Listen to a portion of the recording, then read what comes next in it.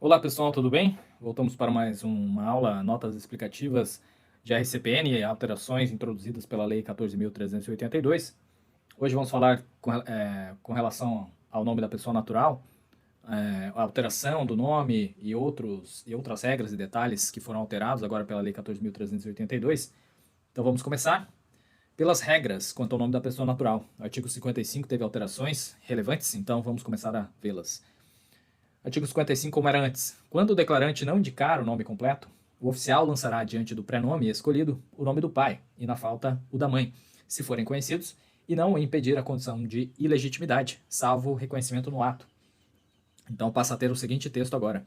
Toda pessoa tem direito ao nome, nele compreendidos o prenome e o sobrenome, observado que ao prenome serão acrescidos os sobrenomes dos genitores ou de seus ascendentes em qualquer ordem, e, na hipótese de acréscimo de sobrenome de ascendente que não conste das certidões apresentadas, deverão ser apresentadas as certidões necessárias para comprovar a linha ascendente. Tá? Então, nesse primeiro artigo aqui em análise, a gente já verifica uma adaptação com relação à questão da ordem dos nomes dos genitores no nome da criança, tá? E antigamente, então, deveria ser lançado adiante o nome escolhido pelo pai, na falta da mãe. Hoje já não existe mais essa preferência pelo nome do pai. Pois consta aqui no dispositivo, no caput do artigo 55, em qualquer ordem, tá? E não apenas dos genitores, mas também dos ascendentes. Então, não necessariamente a criança agora deve receber o nome dos genitores, tá? Ele pode receber o nome de um ascendente em maior grau, por exemplo, um avô ou um bisavô. Na verdade, a lei não limita, né, o número de graus aqui. Então, vai poder pegar um sobrenome lá de um tataravô. A princípio, não há vedação a isso, tá? A única coisa que precisa ser observada é que quando as certidões apresentadas elas não constarem esse sobrenome que os pais desejam nomear a criança, vai precisar apresentar, então, as certidões necessárias para comprovar a linha ascendente. Então, uma alteração de relevo aqui na lei, que muda muita coisa, né? Muda toda a questão histórica por trás do nome da pessoa e que resgata aí os nomes dos ascendentes em maior grau, né? Então, uma alteração bem interessante e pertinente o estudo aqui. Parágrafo único, mudou para parágrafo primeiro, porém só houve alteração aqui, não houve alteração de vulto, apenas uma adaptação da redação, então vou passar a ler aqui como é que ficou. O oficial de registro civil não registrará nomes suscetíveis de expor ao ridículo os seus portadores, observado que, quando os genitores não se conformarem com a recusa do oficial, este submeterá por escrito o caso à decisão do juiz competente, independentemente da cobrança de quaisquer emolumentos. Então continua essa situação aqui com relação aos prenomes ridículos, né, ou suscetíveis de expor ao ridículo seus portadores, tá? E quando os genitores se recusam a alterar o nome que o oficial julga inconveniente, então ele precisa submeter essa questão ao juízo, tá? E, por óbvio, não haverá cobrança de emolumentos, por se tratar aqui de uma questão administrativa, enfim, e o juiz ele vai atuar na sua forma atípica aí, de forma administrativa, tá? Foi incluído o parágrafo 2º, portanto sem correspondência até então, que diz o seguinte: quando o declarante não indicar o nome completo, o oficial de registro lançará diante do prenome escolhido ao menos um sobrenome de cada um dos genitores, na ordem que julgar mais conveniente para evitar homonímias. Tá? Então, percebe aqui uma preocupação do legislador para tentar evitar homonímias. Né? Na prática, é difícil de ocorrer que os genitores ou melhor, os declarantes, né, eles deixem de falar qual é o sobrenome que eles querem dar à criança. Porém, caso ocorra, né, não haverá uma preferência pelo sobrenome do pai, depois da mãe, ou vice-versa, tá? Qualquer ordem aqui vai ser lícita, então, ao oficial escolher. Parágrafo 3º, o oficial de registro orientará os pais acerca da conveniência de acrescer sobrenomes, a fim de se evitar prejuízos à pessoa em razão da homonímia. Tá? Então, mais uma vez, a preocupação aqui com a homonímia, e o oficial de registro ele precisa orientar, então, os pais acerca da conveniência de acrescer sobrenomes, evitando com isso nomes semelhantes ou iguais. Tá? Agora vamos entrar no novo tópico, impugnação ao nome dado pelo declarante. É mais uma novidade da lei e realmente aqui acredito ser muito pertinente, tá? Ainda no artigo 55, porém agora no parágrafo 4º que foi incluído, dizendo o seguinte: em até 15 dias após o registro, qualquer dos genitores poderá apresentar perante o registro civil onde foi lavrado o assento de nascimento oposição fundamentada ao prenome e sobrenomes indicados pelo declarante, observado que, se houver manifestação consensual dos genitores, será realizado o procedimento de retificação administrativa do registro. Mas, se não houver consenso, a oposição será encaminhada ao juiz competente para decisão. Então, traz aqui uma situação que às vezes ocorre na prática, que é o pai que vai efetivar ali o registro da criança e acaba escolhendo um nome que não foi o nome que foi ajustado previamente, tá? Temos a notícia aí daquele pai que foi até o cartório e batizou a criança com o nome de um anticoncepcional, né? Então a mãe certamente não deve ter ficado feliz. Então passa a ser possível aí que seja feita a retificação dentro desse prazo decadencial de 15 dias, tá? Vai poder ser feita então a oposição fundamentada ao prenome, tá? E caso eles estejam de acordo, vai ser feita a retificação administrativa sem a necessidade então de levar o caso ao juiz. Porém, se não houver consenso, a oposição será encaminhada ao juiz competente para a decisão, tá? Aqui fala desses 15 dias aqui, tá? 15 dias, conforme o meu entendimento, o entendimento da ARPEN, em se tratando do registro civil das pessoas naturais, é 15 dias corridos, tá? E não 15 dias úteis. Então, muito cuidado aqui com esse prazo, tá? Mas muito interessante essa adição aqui na lei que traz a oposição fundamentada ao prenome, tá? Ou mesmo sobrenomes indicados pelo declarante. Agora, entrando em mais uma questão interessantíssima que foi colocada aqui, é a alteração imotivada do prenome, tá? Antigamente havia esse prazo decadencial de 1 ano aqui, vamos ler o artigo 56, como estava antes. Artigo 56. O interessado, no primeiro ano, após ter atingido a maioridade civil, poderá pessoalmente ou por procurador bastante alterar o nome, desde que não prejudique os apelidos de família, averbando-se a alteração que será publicada pela imprensa. Tá? É assim como estava redigido, então um prazo decadencial, tá? E passa a constar da seguinte forma: a pessoa registrada poderá, após ter atingido a maioridade civil, requerer pessoalmente e imotivadamente a alteração de seu prenome, independentemente de decisão judicial, e a alteração será averbada e publicada em meio eletrônico. Tá? Então, alterou profundamente aqui esse dispositivo, tá? O caput do artigo 56. Então, retira-se aqui o prazo decadencial de 1 ano, tá? Que seria apenas no primeiro ano após ter atingido a maioridade civil. Então, a qualquer tempo depois de ter atingido a maioridade civil, então exclui-se aqui os incapazes e os relativamente incapazes, né? Requerer pessoalmente, tá? Pessoalmente, e agora não mais é possível procuração para alteração do nome, tá? Pois é um direito personalíssimo daquela pessoa. E imotivadamente, né? Não precisa ter uma motivação.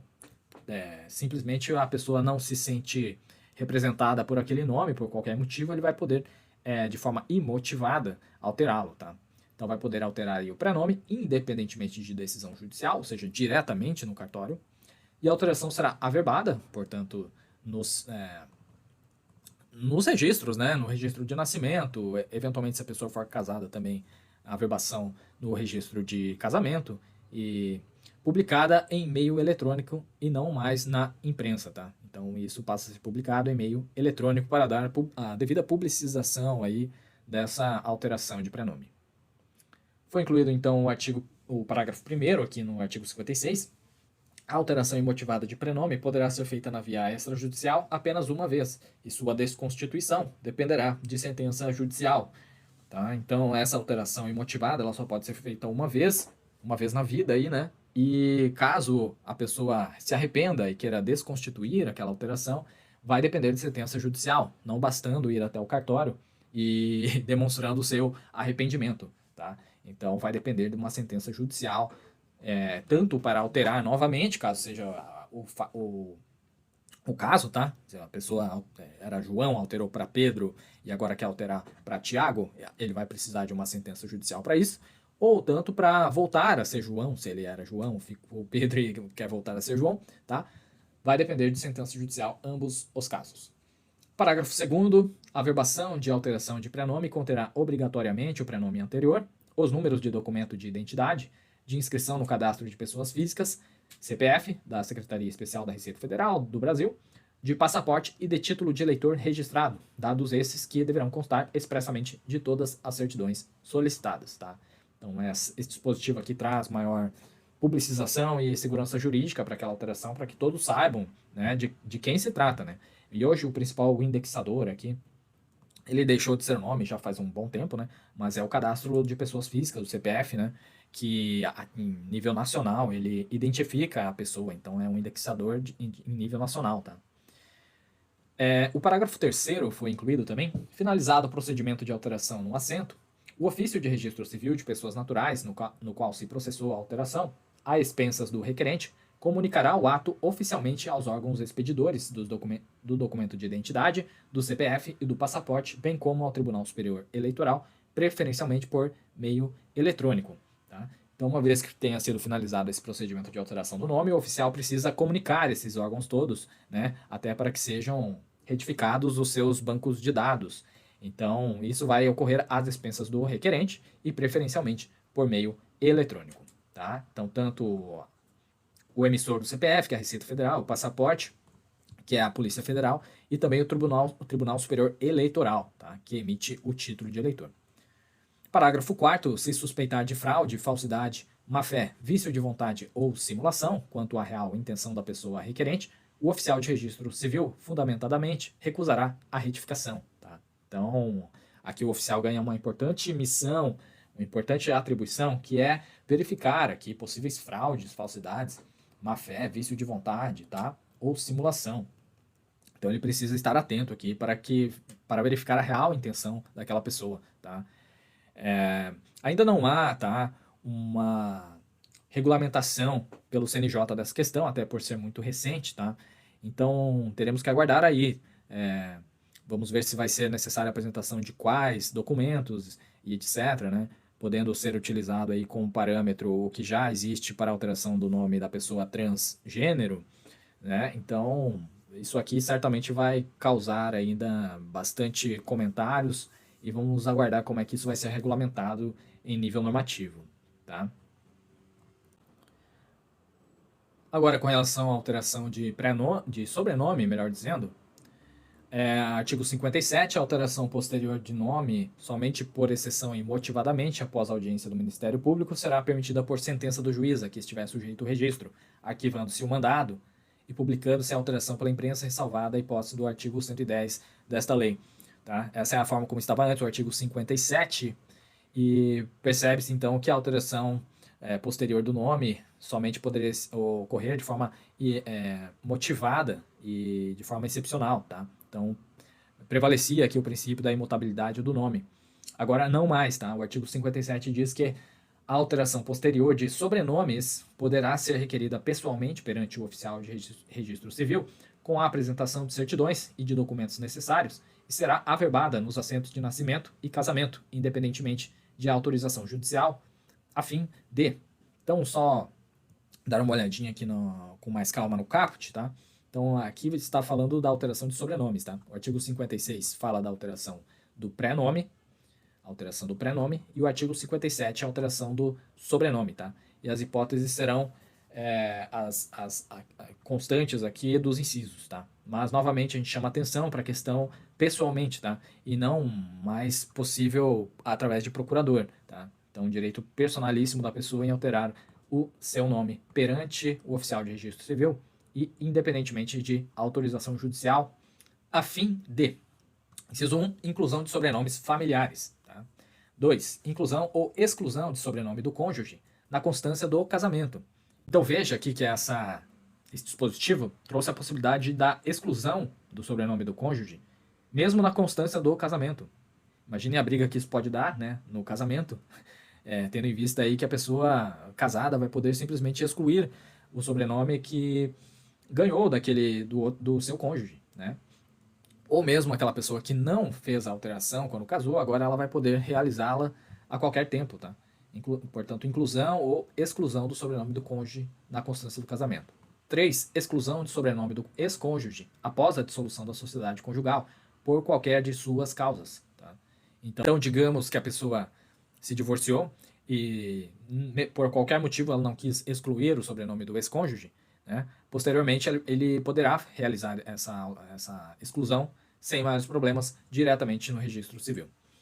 E 4. Inclusão e exclusão de sobrenomes em razão de alteração das relações de filiação, inclusive para os descendentes, cônjuge ou companheiro da pessoa que teve seu estado alterado. Tá? Então, hoje em dia, com a multiparentalidade, pode haver aqui a necessidade da inclusão e exclusão de sobrenomes, né? Com relação a essas alterações das relações de filiação. Tá? O parágrafo 2º foi adaptado aqui. Vamos ver como é que estava antes e como é que ficou. Como é que estava antes? A mulher solteira, desquitada ou viúva, que viva com homem solteiro, desquitado ou viúvo, excepcionalmente havendo motivo ponderável, poderá requerer ao juiz competente que no registro de nascimento seja averbado patronímico de seu companheiro, sem prejuízo dos apelidos próprios de família, desde que haja impedimento legal para o casamento, decorrente do estado civil de qualquer das partes ou de ambas. Tá? Então era a questão aqui do concubinato, né? Atualmente união estável, em que a mulher solteira poderia alterar o seu nome para aderir ao sobrenome do seu companheiro. Por óbvio, a forma como o parágrafo 2º estava redigido aqui já não reflete mais a realidade social e muito menos está aderente à Constituição Federal. Tá? Então isso foi alterado agora, o parágrafo 2º passa a ter a seguinte redação. Os conviventes em união estável, devidamente registrada no registro civil de pessoas naturais, poderão requerer a inclusão de sobrenome de seu companheiro a qualquer tempo, bem como alterar seus sobrenomes nas mesmas hipóteses previstas para as pessoas casadas. Tá? Então traz aqui essa possibilidade dos conviventes, né, dos companheiros em união estável, eles podem alterar seus sobrenomes da mesma forma que uma pessoa casada também pode. Tá? O parágrafo 3º foi revogado e ele dizia o seguinte: o juiz competente somente processará o pedido se tiver expressa concordância do companheiro e se da vida em comum houverem decorrido no mínimo 5 anos ou existirem filhos da união. Tá? Então, foi revogado este parágrafo com muita razão também, né? Pois também já não expressava já não estava aderente, né, aos princípios atuais aí do direito de família e da nossa Constituição Federal. Foi incluído o parágrafo 3º-A, que diz o seguinte: o retorno ao nome de solteiro ou de solteira do companheiro ou da companheira será realizado por meio da averbação da extinção de união estável em seu registro. Tá? Então percebe-se aqui que a averbação da extinção da união estável, né, no registro da união estável, lá no livro E, conforme a gente vai ver mais na próxima aula, tá? Vai retornar então o nome de solteiro ou solteira do companheiro. Tá? Parágrafo 4º também revogado. Como é que estava? O pedido de averbação só terá curso quando desquitado o companheiro, se a ex-esposa houver sido condenada ou tiver renunciado ao uso dos apelidos do marido, ainda que dele receba a pensão alimentícia. Foi revogado, portanto, pelas mesmas razões que a gente já tratou na revogação do parágrafo 3º. Parágrafo 5º, mesma coisa, revogado. O aditamento regulado nesta lei será cancelado a requerimento de uma das partes, ouvida a outra, portanto não há mais essa necessidade de oitiva da outra parte. Parágrafo 6º, tanto o aditamento quanto o cancelamento da averbação previstos nesse artigo serão processados em segredo de justiça. Também já não há mais essa questão do segredo de justiça, até porque o procedimento deixa de ser judicial, deixa de haver a participação do Ministério Público também e passa a ser realizado diretamente no cartório. Tá? Parágrafo 8º, houve uma alteração de redação, tá? Fala aqui do enteado ou enteada. O enteado ou enteada, como estava antes. O enteado ou enteada, havendo motivo ponderável, e na forma dos parágrafos 2º e 7º deste artigo, poderá requerer ao juiz competente que no registro de nascimento seja averbado o nome de família de seu padrasto ou de sua madrasta, desde que haja expressa concordância destes, sem prejuízo de seus apelidos de família.